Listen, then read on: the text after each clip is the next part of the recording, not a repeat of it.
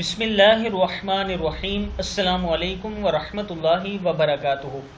عابد راجہ channel کی طرف سے آج میں اپنے دوستوں کو بہت ہی پیاری بات بتاؤں گا۔ رسول اللہ صلی اللہ علیہ وآلہ وسلم نے جو بتائی، اس پر آپ دوستوں نے ضرور عمل کرنا ہے۔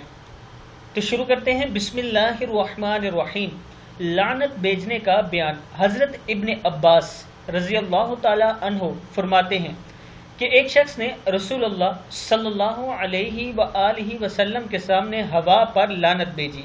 آپ صلی اللہ علیہ وآلہ وسلم نے فرمایا، ہوا پر لعنت نہ بھیجو، یہ تو پابند حکم ہے، اور جو شخص کسی پر لعنت بھیجتا ہے جو اس کی مستحق نہیں ہوتی تو وہ لعنت اس پر واپس آتی ہے۔